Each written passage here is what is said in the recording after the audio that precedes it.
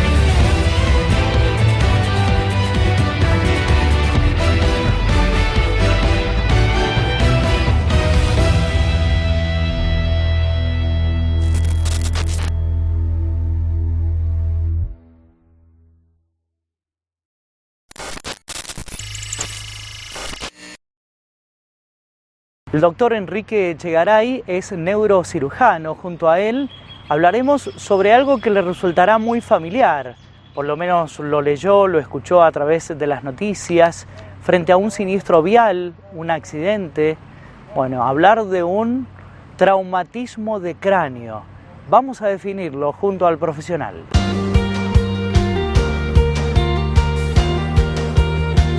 El traumatismo de cráneo o trauma encefalocraneano se define desde el punto de vista médico como una entidad en la cual hay una lesión del cráneo y su contenido transmitido por energía cinética. Es decir, en otras palabras, es lo que todos conocemos como el golpe en la cabeza. Un golpe en la cabeza que puede ser de diferente magnitud, según se considere que puede ser leve, moderado o grave, que bueno, ahí existe una clasificación importante respecto a eso. Con respecto a esta entidad, es realmente un problema desde el punto de vista de la salud pública a nivel mundial, sobre todo en los países en vías de desarrollo, ya que los países desarrollados han tomado medidas desde el punto de vista de la prevención para reducir este grave flagelo que genera gran cantidad de pacientes o de personas lesionadas, incluso la muerte misma, ¿sí? En los países en vías de desarrollo se está intentando con medidas preventivas, pero creo que todavía estamos lejos de lograr ciertos estándares para disminuir estos costos en cuanto a salud pública, que a veces se pagan muy caro.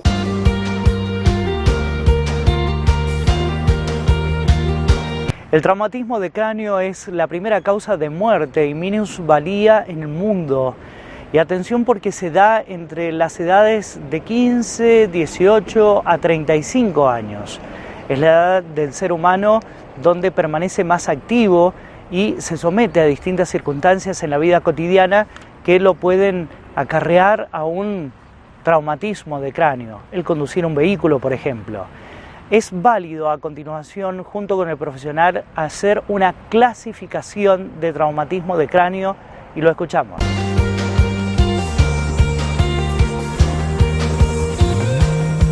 De acuerdo a la gravedad de las lesiones, en leve, moderado o grave. Esto pudo ser realizado y clasificado de esta manera gracias a dos investigadores y neurocirujanos británicos que en el año 1974 crearon una escala en la Universidad de Glasgow, en Escocia, una escala que sería el puntapié inicial y de la cual se nutrirían todas las escuelas de medicina y de emergentología en todo el mundo, y que hoy inclusive se sigue utilizando. Es una escala predictiva que le permite al médico y a los emergentólogos en las salas de urgencia cómo tratar el paciente en función de esta gravedad, ¿no es cierto? Otra de las clasificaciones, hablando en términos generales, se puede considerar como el traumatismo que puede ser abierto o cerrado, es decir, una lesión cerrada es un golpe en la cabeza sin comunicación entre la parte externa, es decir, el cuero cabelludo, y el interior del cráneo. Y en contrapartida, el traumatismo de cráneo abierto, donde hay una comunicación entre el exterior y el interior. Por supuesto que el traumatismo de cráneo abierto tiene en general mayor probabilidad de haber lesiones de muy mal pronóstico, ¿sí? En tanto en una como en otra hay graves lesiones, pueden haberlo, pero más en el traumatismo abierto.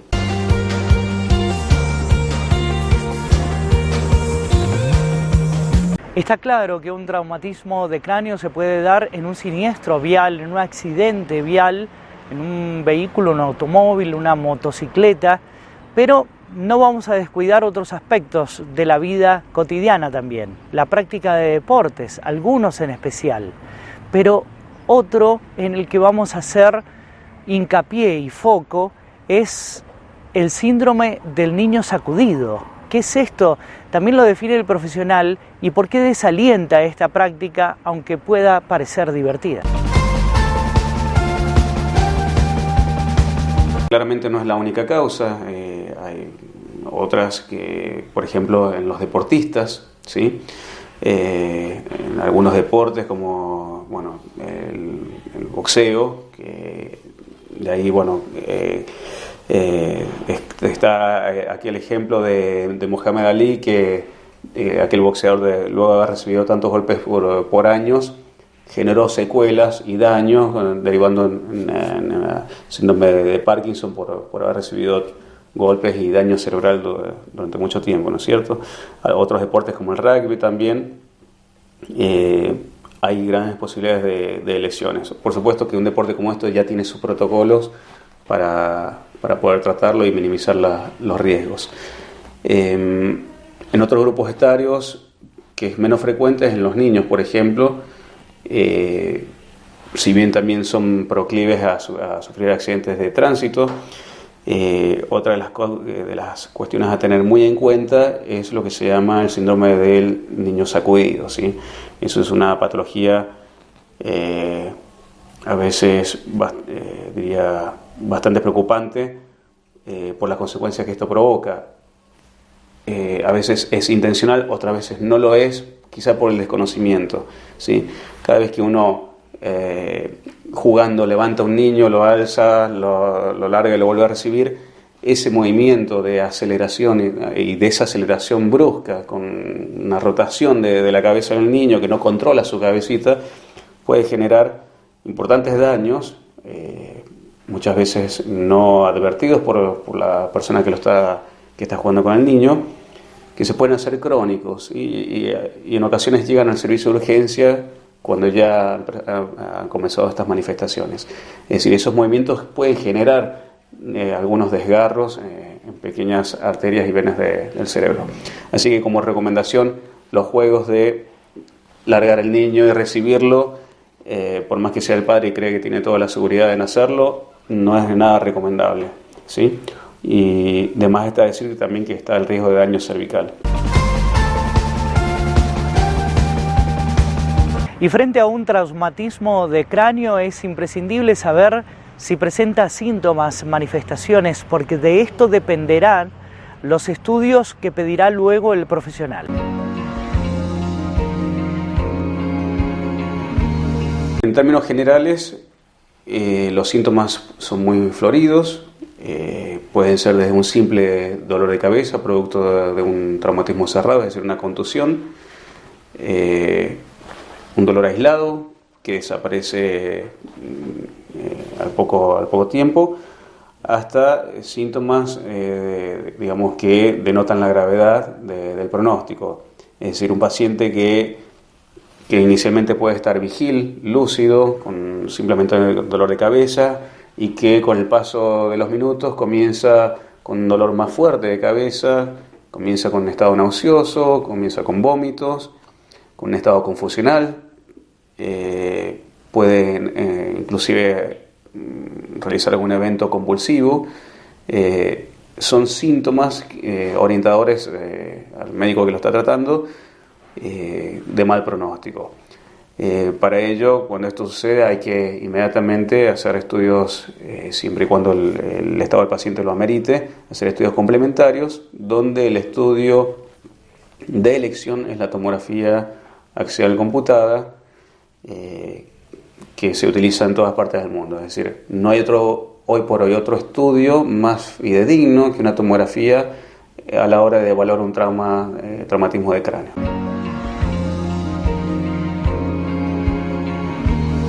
El tratamiento y la rehabilitación son esenciales para seguir adelante y mejorar el pronóstico de un paciente. Vamos a escuchar el detalle de parte del doctor Enrique Echegaray.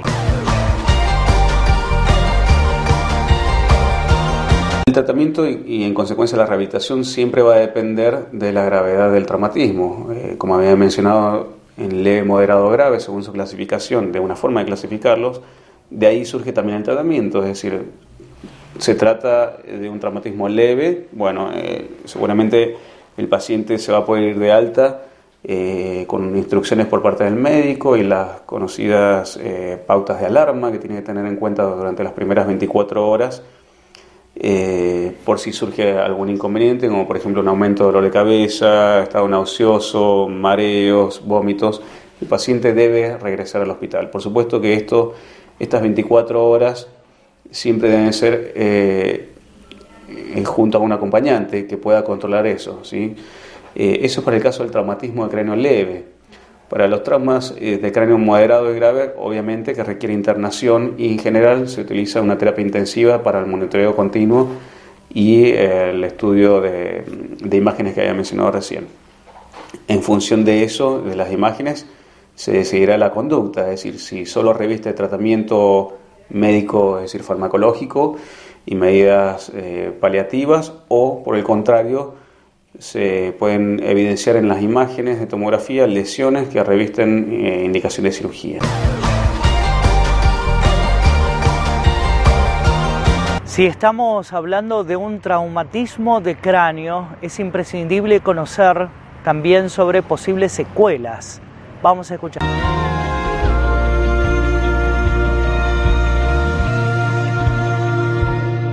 En general, los traumatismos de cráneo moderado y particularmente los traumas de cráneo graves son bastante seculizantes, es decir, pueden generar daño de por vida.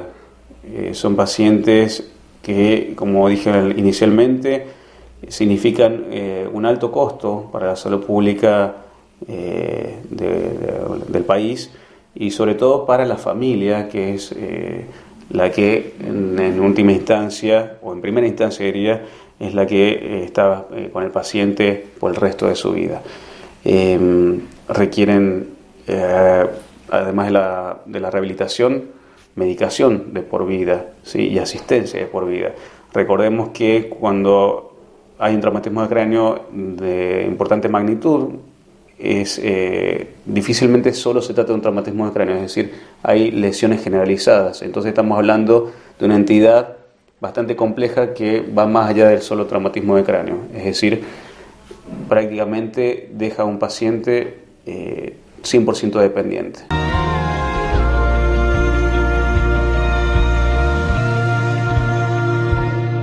Hacemos la primera pausa en nuestro programa, como siempre agradecerle a la firma Scorpio SRL por la ropa que me viste y también a mis amigos de la óptica Neovisión por los anteojos recetados. Cuando volvamos con un especialista estaremos hablando a fondo del cáncer de cuello de útero. Imperdible, no se lo pierdan.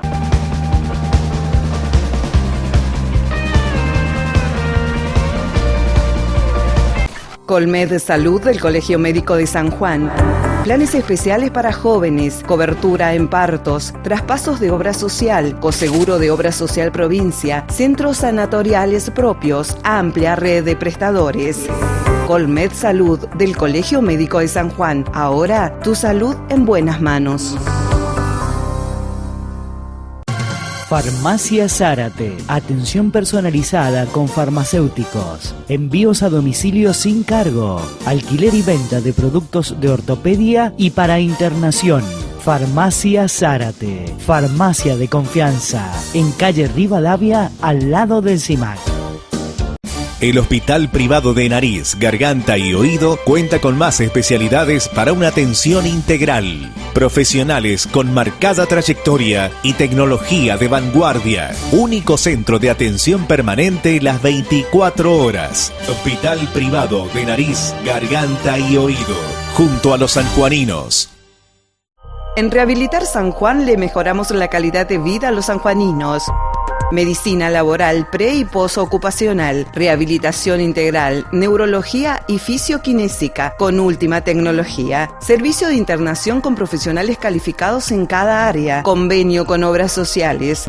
Rehabilitar San Juan, responsabilidad y calidad. Entre todos, podemos combatir el dengue. Aplica las siguientes medidas de protección personal. Coloca, de ser posible, mallas mosquiteras en ventanas y puertas. Utiliza espirales, pastillas o líquidos fumigantes. Aplicar repelente en las partes expuestas al cuerpo, siguiendo las indicaciones de la etiqueta del producto. Coloca mosquiteros o tules sobre las cunas y camas. Usa ropa que minimice la exposición a picaduras. El mosquito del dengue solo transmite la enfermedad si antes picó a otra persona con el virus. Ante dudas, llama al Ministerio de Salud Pública o al Programa Provincial de Control de Vectores. Por tu salud, por la de todos. Ministerio de Salud Pública. Gobierno de San Juan. Desde UPCN Seccional San Juan, seguimos gestionando para nuestros afiliados y la comunidad. A través de distintos videos, seguiremos sumando servicios en forma virtual, potenciando nuestro quehacer diario, cuidando, educando y asistiendo como siempre a nuestros afiliados. Muchas gracias. Todo Médica está preparado para abastecer el sistema sanitario de la provincia, tanto en el ámbito público como privado. Todo Médica cuenta con marcas exclusivas, reconocidas a nivel internacional. Todo Médica San Juan es mi lugar de confianza. Todo Médica San Juan, productos para el cuidado de nuestra salud.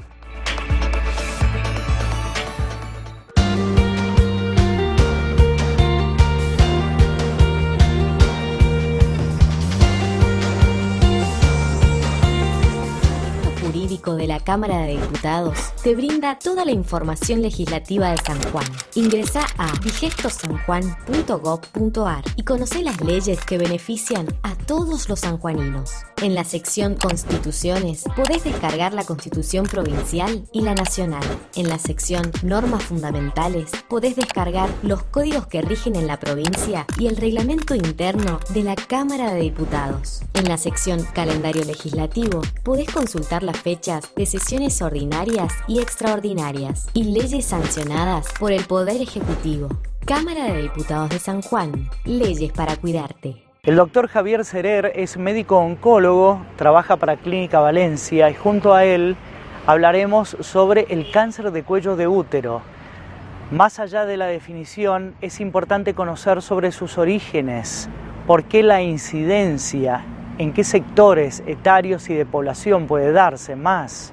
Veamos.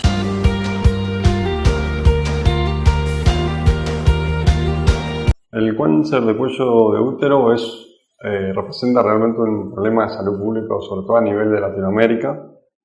Es el cáncer originado en lo que es la entrada del útero en sí mismo, digamos.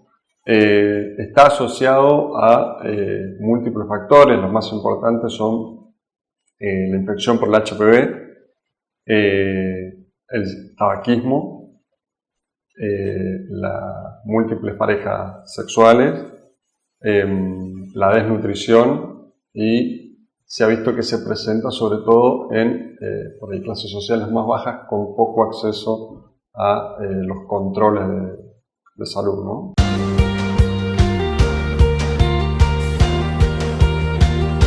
Manifestaciones y síntomas para un cáncer de cuello de útero. Y aquí esto nos da pie, junto al profesional, a hacer referencia a los controles.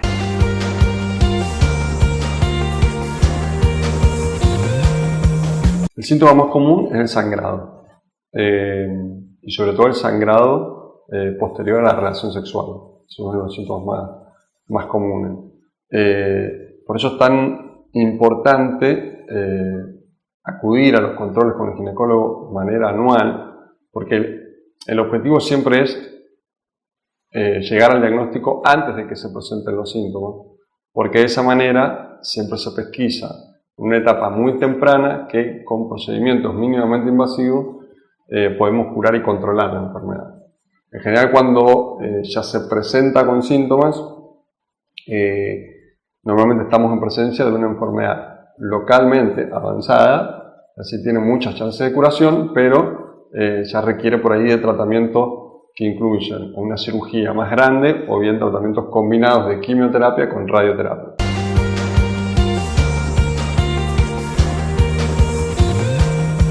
Y una buena noticia es que el pronóstico es muy favorable en caso de una detección precoz de este cáncer. El mensaje más importante es que el cáncer del cuello de útero, cuando se lo diagnostica en etapas tempranas, las tasas de curación son altísimas. Por eso es importante siempre reforzar el concepto de hacer los controles ginecológicos, que las pacientes no tengan miedo al diagnóstico, porque la realidad es que la mayoría de las pacientes, si están en un estadio localizado, las tasas de curación son realmente muy altas. En caso de que se requiera algún tratamiento por ahí de mayor complejidad, como puede ser tratamientos de radioterapia y quimioterapia concurrente, son tratamientos que con las técnicas de radioterapia que hoy tenemos y todo el tratamiento de soporte que existe para los pacientes que hacen quimioterapia, las tolerancias son muy buenas en los tratamientos. No está exento de complicaciones, pero la verdad es que podemos decir que la mayoría de los pacientes, cuando digo la mayoría estoy hablando de más del 90% de los pacientes, completan sin ningún problema el tratamiento con resultados realmente muy buenos. Momento de informar a un paciente sobre esta patología. Vaya que duro. Muchos podrán pensar que el mundo se viene abajo. Hablar de cáncer, muchos lo asociarán inmediatamente con la muerte, con una enfermedad que no tiene cura. ¿Cómo trabajar ese aspecto emocional?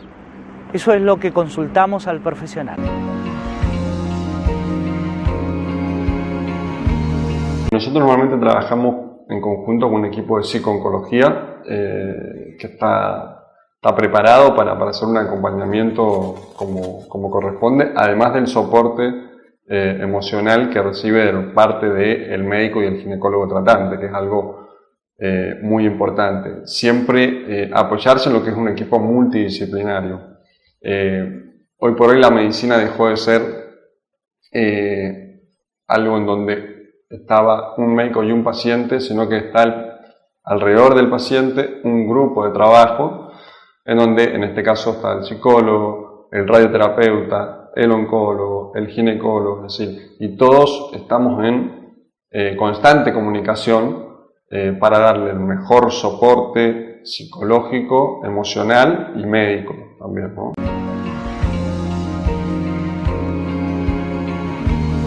La tarea del diagnóstico es verdaderamente confirmar si se trata de un cáncer y de útero. Normalmente el diagnóstico de cáncer en cualquier situación, salvo casos muy excepcionales, es con una biopsia. La biopsia normalmente realizada por el médico ginecólogo, que al momento de hacer la colposcopía o ante la presencia de un PAP sospechoso, tiene que tomar una pequeña muestra. Eso es un tratamiento local, es algo molesto, pero tiene muy baja tasa de complicaciones, donde se toma una pequeña muestra de la lesión sospechosa y se envía para el análisis por parte de un patólogo, que finalmente hace el diagnóstico definitivo. Hoy por hoy la mayoría de los cánceres del cuello de útero están asociados a la infección por HPV, pero lo que estamos viendo es una disminución en la incidencia de los cánceres asociados al cuello de útero. Esto tiene que ver con la vacunación, que ahora ya es obligatoria, podríamos decir, para la mayoría de las mujeres. Eso ha reducido la incidencia del cáncer de cuello asociado a HPV. Sabemos que la mayoría de los cánceres de cuello de útero están asociados, hay un pequeño subgrupo que no que tiene otros factores de riesgo, tiene otra etiología, y es uno de los avances más importantes que hemos tenido en cuanto a lo que es oncología en los últimos años. La vacunación del HPV de acá a largo plazo probablemente nos lleve a que esta patología se vea, por suerte, cada vez con menos frecuencia. Luego del diagnóstico vamos a corroborar sobre los tratamientos, las variables, las posibilidades hoy en día.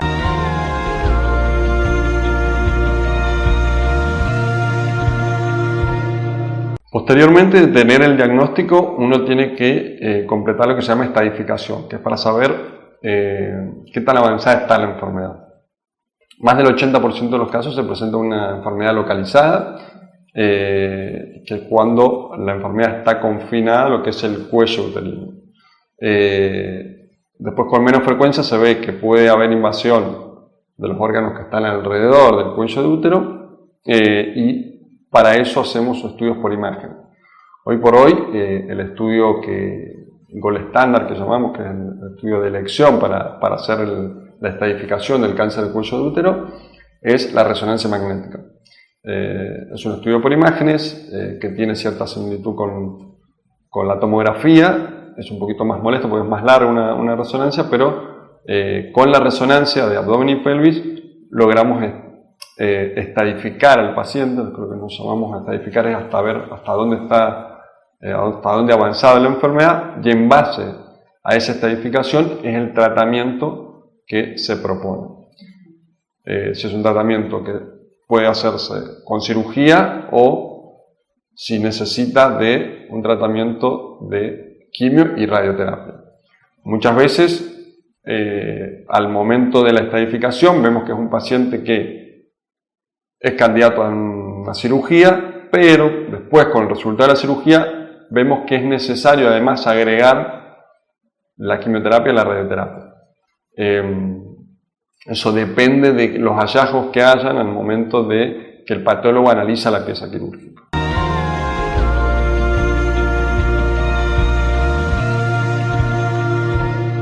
Y luego de un tratamiento adecuado, una detección precoz, el buen pronóstico que hizo referencia al profesional, se supone que hay una cura.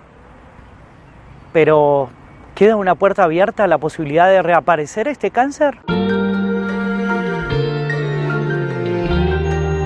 Desde el punto de vista teórico, sí, las posibilidades de recaída están.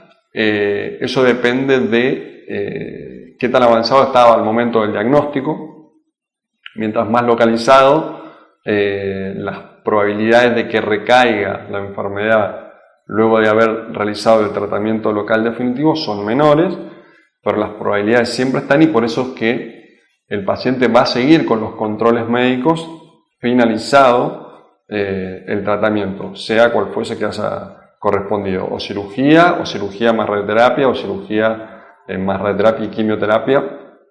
Eso depende pero el paciente siempre va a quedar en control. Los controles van a ser un poquito más seguidos en los primeros 2 años, cada 3 a 4 meses. Posterior entre el año 3 y el año 5 se van espaciando un poco más cada 6 meses, y de ahí más una vez por año, como cualquier paciente que no había sido diagnosticado. Pero sí es importante saber eso, ¿no? Que el paciente va a necesitar un control por muchos años, por lo menos por 10 años se recomienda, porque más allá de los 10 años es muy raro que la enfermedad vuelva, y lo importante es, durante ese tiempo que hacemos los controles, si la enfermedad llega a aparecer, estar ahí para hacer lo que haya que hacer y aumentar las chances de curación de esa recaída. Doctor Serer, para el final de este informe, ¿nos puede responder, ¿se puede prevenir un cáncer de útero? Sí, se puede prevenir, siempre es muy importante la actividad física, no fumar, una dieta sana y equilibrada, y hoy por hoy, lo que dije recién, la vacunación, que ya está incorporada en el calendario de vacunación. Esos son los recaudos que tenemos que tomar para tratar de prevenir la enfermedad. Y en el caso de que no lleguemos a prevenirla, saber que es muy importante que las mujeres tienen que hacer todos los años un control ginecológico. ¿Por qué? Porque de esa manera podemos pesquisar esta enfermedad en las etapas más tempranas y no va a ser necesario muchas veces ni cirugía, ni quimioterapia, ni radioterapia, simplemente un procedimiento mínimamente invasivo para sacar esta lesión preneoplásica que nosotros llamamos y solamente controlarla. Vamos a hacer una nueva pausa en nuestro programa, pero al regreso un tema importantísimo y más en esta época. Cuidado con la intoxicación con monóxido de carbono. En minutos todo el detalle. Ortopedia del Sur, del licenciado Jerónimo Galván, especialista en órtesis y prótesis, productos de ortopedia y rehabilitación, alquiler, fábrica de plantillas y calzado ortopédico, tecnología única en la provincia para el estudio de sus pies, calidad y atención personalizada, Libertador hacia el este, a una cuadra de Clínica El Castaño. Ortopedia del Sur, nos importa usted. Colmed Salud del Colegio Médico de San Juan. Planes especiales para jóvenes, cobertura en partos, traspasos de obra social, coseguro de obra social provincia, centros sanatoriales propios, amplia red de prestadores. Colmed Salud del Colegio Médico de San Juan. Ahora tu salud en buenas manos. Decir José Fasoli es decir carpintería de calidad en madera y ahora en aluminio también. Tecnología única en San Juan para lograr un mejor acabado en aberturas, muebles de cocina y placar. Contamos con pisos flotantes de madera y melamínicos de alto tránsito y residenciales. Asesoramiento y garantía. José Fasoli, carpintería de calidad. Tercera generación brindando confort a los sanjuaninos. Las aberturas de aluminio, de madera, muebles de cocina y placar del futuro complejo Catamarán son de José Fasoli, carpintería de calidad.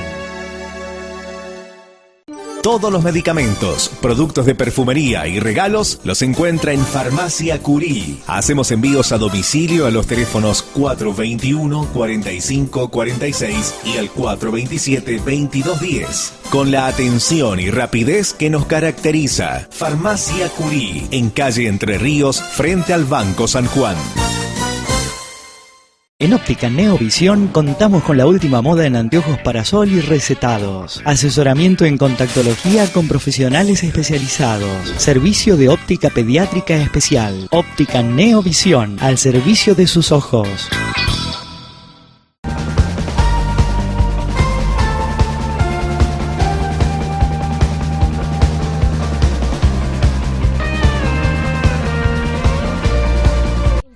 Jurídico de la Cámara de Diputados te brinda toda la información legislativa de San Juan. Ingresá a digestosanjuan.gov.ar y conoce las leyes que benefician a todos los sanjuaninos.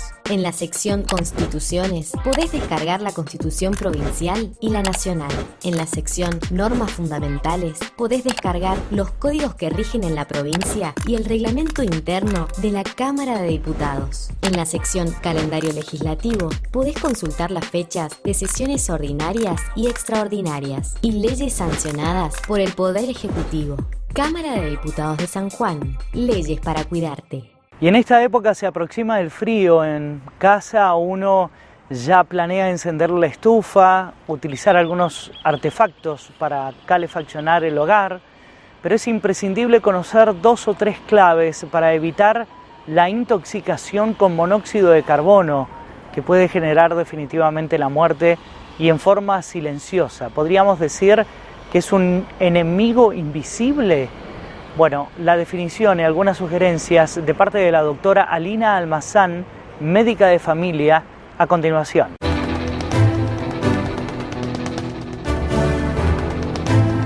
El monóxido de carbono es el enemigo invisible que tenemos, así le llamamos porque en realidad es un gas que no tiene olor, no tiene color y que se produce por la combustión del carbón, que eliminan, por ejemplo, cuando está encendida la llama del gas, en los calefones, en los calefactores, en las cocinas. También el gas que eliminan los autos, algunas maquinarias. Es un gas que al no tener color ni olor no lo podemos percibir, por eso el peligro invisible que existe cuando nos sometemos a él.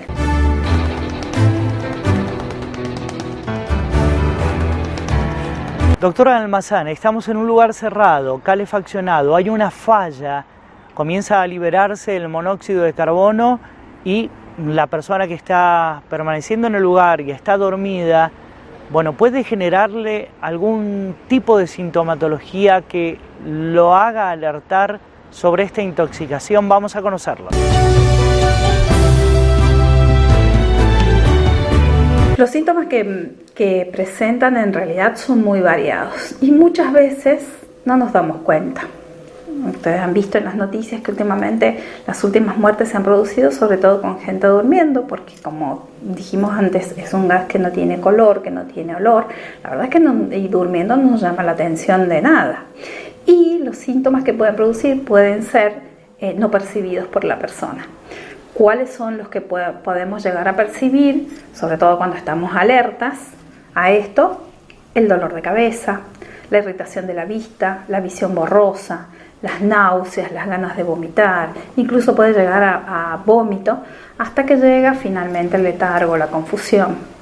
En los niños son los que más están expuestos a estas intoxicaciones, junto con los adultos mayores y con las personas enfermas, por ejemplo, con cardiopatías o con enfermedades pulmonares. Pueden llegar a tener otros síntomas. Los niños, por ejemplo, mayor irritabilidad, llanto, no pueden tomar bien los alimentos, ¿sí? Entonces, inmediatamente tenemos que prestar atención a estos síntomas en los niños y tomar las medidas que tenemos que tomar para prevenir complicaciones peores.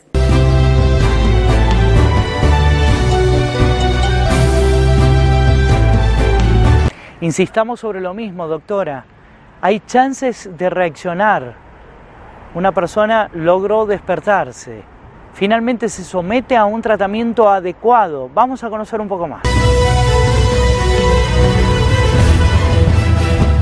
Una vez que está el síntoma instalado y si hemos podido darnos cuenta que puede ser por el monóxido de carbono inhalado de los artefactos de la casa, lo primero que tenemos que hacer, las primeras medidas se toman en la casa. Y generalmente no las toma el médico ni el personal de salud, las toma la persona que está ahí. Y lo primero que tenemos que hacer es abrir las puertas, las ventanas y apagar el artefacto que esté produciendo la combustión de la llama, ¿sí? Con eso, inmediatamente, tenemos más disponible oxígeno para que llegue a los órganos, ¿sí? Porque el mecanismo por el cual actúa el monóxido es compitiendo con el oxígeno. Compite con el oxígeno y entonces a nuestro organismo, a todos los órganos del cuerpo, llega el monóxido y lo intoxica. Entonces, cuando nosotros abrimos las puertas, nos exponemos un poco más al oxígeno, comienza a mejorar los síntomas. Y luego la consulta inmediata con el sistema de salud, ¿sí? Nosotros en general, como los síntomas son tan variados, los médicos en general nos guiamos justamente por las preguntas que le hacemos a la familia, si han estado o no han estado expuestos al monóxido, ¿sí? Y el ofrecimiento rápido de oxígeno es lo que nos permite balancear ese desequilibrio que se produjo en la sangre y en los órganos internos. Yo me intoxiqué con monóxido de carbono, la verdad que la pasé bastante mal, pero doctora Almazán, ¿pueden quedar secuelas en mi organismo? El pronóstico, como te digo, puede ser, como se trata de algo totalmente evitable, puede revertirse si el diagnóstico ha sido temprano y hemos tomado las medidas temprano. Pero lamentablemente muchas veces es letal. y es lo que produce esta cantidad de muertes por año en nuestro país, ¿sí? Por eso es muy importante como secuelas en general. Cuando se ha producido la recuperación va a depender de la gravedad del daño que se ha producido en los tejidos y en qué tejidos, ¿sí? Ya sea en el cerebro, en el corazón, en los pulmones, todo va a depender del daño que se produjo, y todo el daño va a depender del tiempo de exposición que hemos tenido al monóxido, ¿sí? Y como te digo, puede llegar a ser mortal. Hoy en el mercado se venden distintos dispositivos, inclusive a través de la factura del gas o de la energía usted puede determinarlo. Por allí vienen algunas sugerencias y consejos. Estos artefactos colocados en distintos sectores dentro del hogar pueden determinar la presencia de monóxido de carbono y alertarlo sobre alguna situación anómala. Es imprescindible justamente para evitar este tipo de situaciones. Estos aparatitos se utilizan, está recomendado el uso porque permite la detección en el aire ambiente de la cantidad de monóxido de carbono y actúa con una alarma, con un sistema de alarma que cuando la concentración de monóxido ha superado lo esperable nos avisa. Entonces nos está avisando que tenemos que ventilar los ambientes, que permitir la entrada de mayor cantidad de oxígeno y de esta manera prevenir las intoxicaciones. Algo difícil de prevenir, pero es imprescindible el poder ahondar sobre esto. Vamos a hablar sobre la neuritis óptica. En un ratito nada más, cuando volvamos tras la pausa, pero como siempre lo invitamos a que tome papel y virome para agendar los datos importantes que llegan en nuestra guía profesional.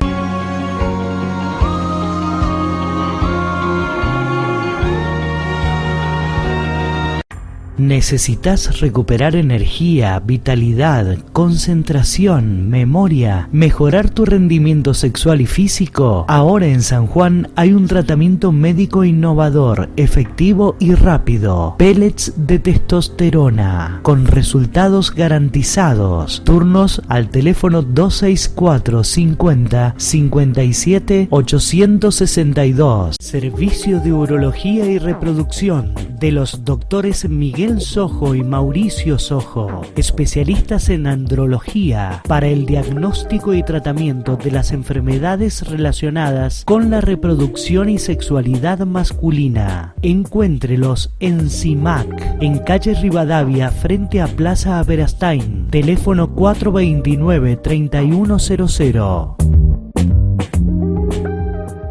Dr. Daniel Matar, neumonólogo, especializado en trastornos del sueño. Turnos al teléfono 422-7656 y al 154-12-5242.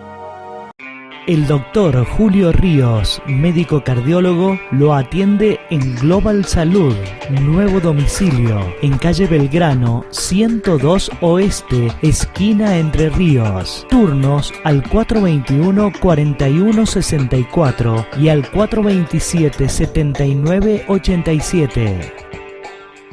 Fabiola Becerra, especialista en podología, belleza y cuidado de pies. Teléfono para turnos 264-444-7754. Doctor Ignacio López Lima, cardiólogo universitario, especialista en ecocardiología y tomografía de corazón, diagnóstico. Turnos para consultas en Innova Instituto de Cardiología al teléfono 422-6610. Centro de Miopía y Astigmatismo del Dr. Juan Rocco. Atención de las enfermedades de la visión. Tratamiento de la presbicia con gotas. Turnos al teléfono 422-6071. Jujuy 167 Sur, planta baja, Ciudad.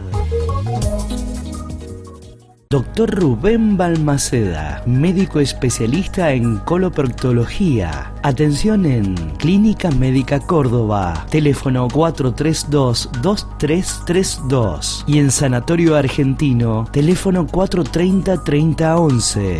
Dr. Rubén Balmaceda.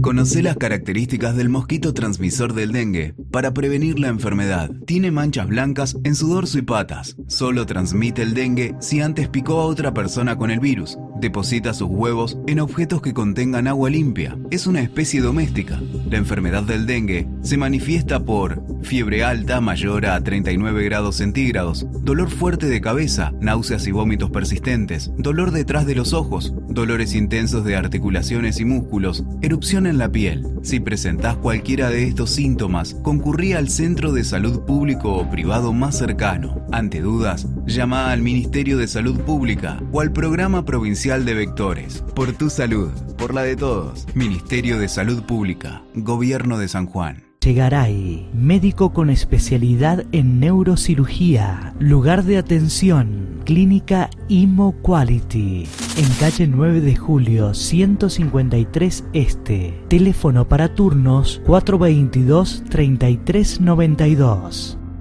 En Rehabilitar San Juan le mejoramos la calidad de vida a los sanjuaninos. Medicina laboral pre- y posocupacional, rehabilitación integral, neurología y fisioquinésica con última tecnología, servicio de internación con profesionales calificados en cada área, convenio con obras sociales. Rehabilitar San Juan, responsabilidad y calidad. Centro de Flebología y Láser. Trasladamos nuestro domicilio para una atención integral. Internación, quirófano y laboratorio de análisis. Los profesionales más reconocidos para dar solución a la enfermedad de las venas. Última tecnología. Centro de Flebología y Láser. En calle Güemes, 69 Norte. Teléfono 421-3773. La Asociación Médicos de Cabecera cambió su domicilio para ampliar sus servicios y brindar calidad en la atención de sus pacientes. Profesionales reconocidos con un amplio espectro de especialidades para proteger a los abuelos y sus familias. Encuéntrenos en General Paz 156 Oeste, entre Sarmiento y Entre Ríos. Teléfono 421-8222. Asociación Médicos de Cabecera. Salud de primer nivel.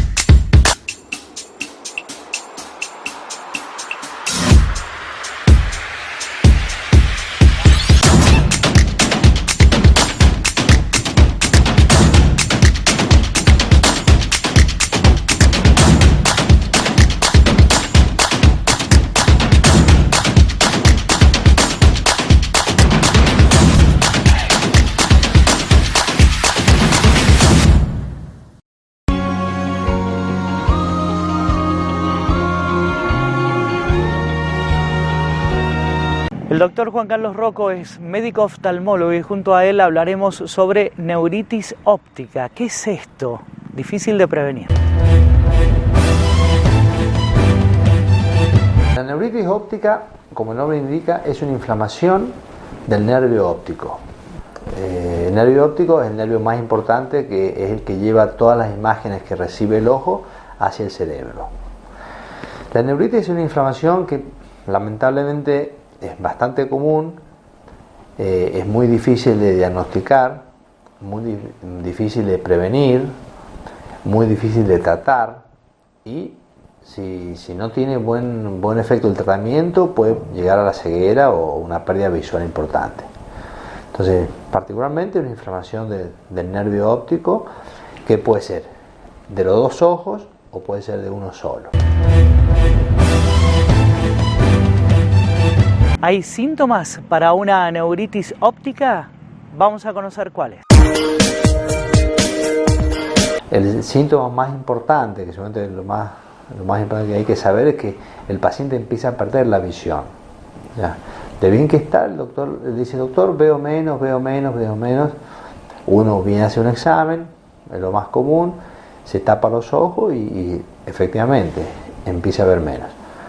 La mayoría de las veces nosotros le damos unos anteojos a las personas, pero vemos que con el anteojo no tenemos un buen resultado. Entonces ahí ya empezamos a sospechar que puede ser una neuritis óptica. Y si hablamos de causas, doctor, hay malas noticias. Se desconocen las causas, por ende es difícil el poder detectarla. Y entonces el diagnóstico, doctor.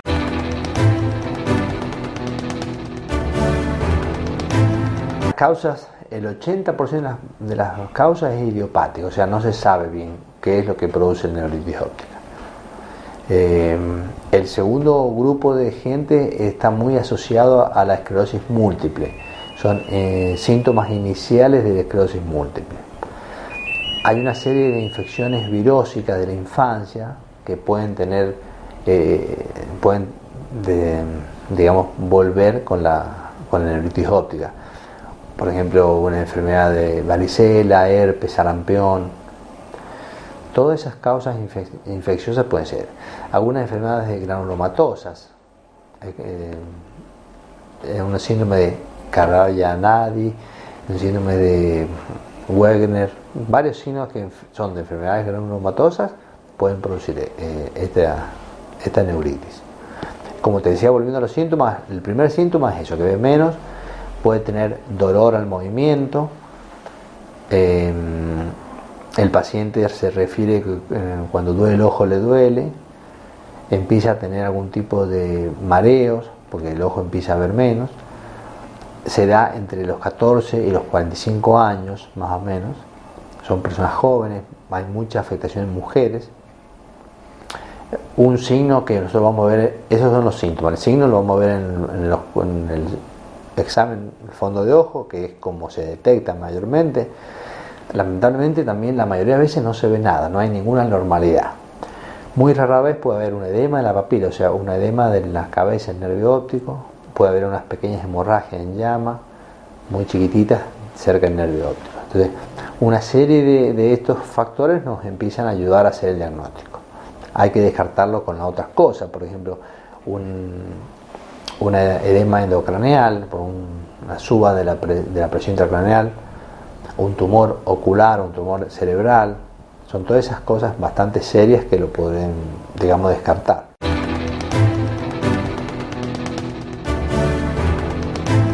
Supongamos un diagnóstico, entonces un posible tratamiento. El tratamiento está basado, como en toda la medicina, 100% al origen, o sea, antes de hacer un tratamiento de nada hay que ver qué lo causa. Como te dije, la mayoría de las veces son causas desconocidas, o sea, idiopáticas, el 80%. Entonces nosotros lo que primero empezamos a dar son antiinflamatorios. Son corticoides, generalmente por vía oral, o sea, vía sistémica, por vía local tiene muy poca llegada al nervio óptico. Lamentablemente, las mayoría de las veces los tratamientos son muy frustrantes. Tengo 2 o 3 pacientes que me acuerdo bien, que los estamos teniendo hace mucho tiempo y lamentablemente la tasa de éxito es muy baja porque la causa idiopática es lo peor. Hay personas que tienen esclerosis múltiple, bueno, hoy por hoy hay muchas drogas interferón, unas drogas de última generación que pueden frenar un poquito eso.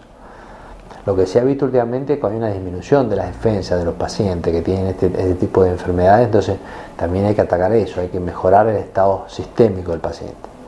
Pero básicamente el corticoide es la primera arma y la más útil, para desinflamar.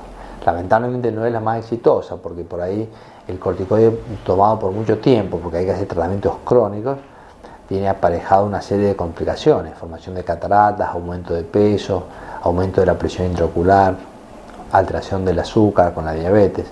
O sea que es una enfermedad multisistémica que ataca varias partes y el tratamiento también debe ser con un médico infectólogo, un médico interno, para que controle bien todos digamos, los aspectos del paciente. Bueno, y frente a esta situación, la verdad que ciertamente compleja, ¿cuál sería el pronóstico para un paciente que fue tratado por neuritis óptica? Bueno, la verdad que los médicos no se arriesgan a darlo. Es un pronóstico bastante reservado, no tiene una tasa de éxito muy alta. Los pacientes que tengo no puedo decir está curado 100%. Con los corticoides, con las drogas de última generación mejora mucho los síntomas, pero es muy difícil decir, bueno, está curado 100%. Así que, bueno, hay que ir controlándolo y vamos a ir viéndolo cómo va evolucionando. Y una de las manifestaciones más claras, la pérdida de la visión. Pero esta pérdida de la visión se dará en forma lenta, paulatina, progresiva, rápida. Vamos a conocer qué nos dice el doctor Rocco.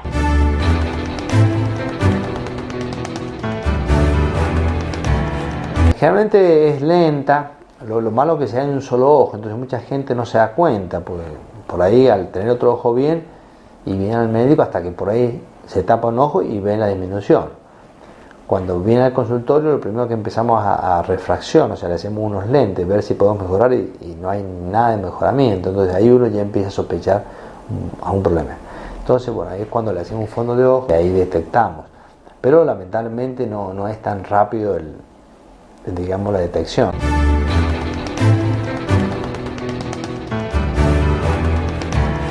En niños, en adolescentes, en jóvenes puede darse también esta situación, esta neuritis óptica, pero con menor frecuencia. Cuando hay cuadros febriles de enfermedades virósicas, papera, varicela, sarampión, aunque tan muy poquito se ven, pero hay veces que se puede dar.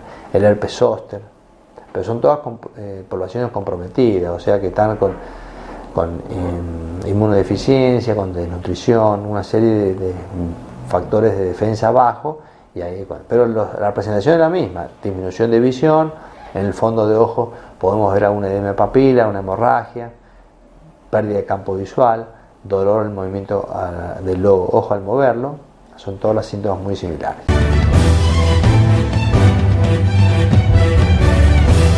Bueno, hicimos referencia a causas que son desconocidas.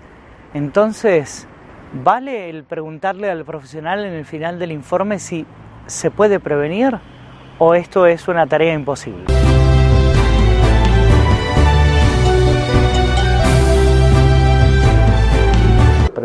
Prevención no, como te digo, no sabemos la causa, pero sí se ha asociado mucho a la disminución de las defensas, o sea que una dieta equilibrada, con frutas, verduras, leche, carne, huevo, normal, así, una dieta común, poco estrés, actividad física, son todas esas cosas que pueden mejorar digamos, el estado defensivo del organismo para que no se produzca.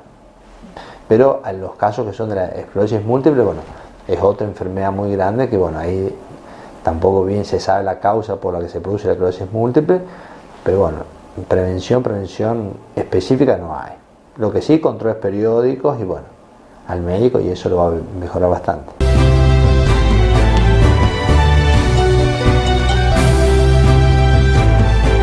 Y así llegamos al final de nuestro programa. El reencuentro será el próximo sábado con más temas importantes que también nos ayuden a mejorar nuestra calidad de vida.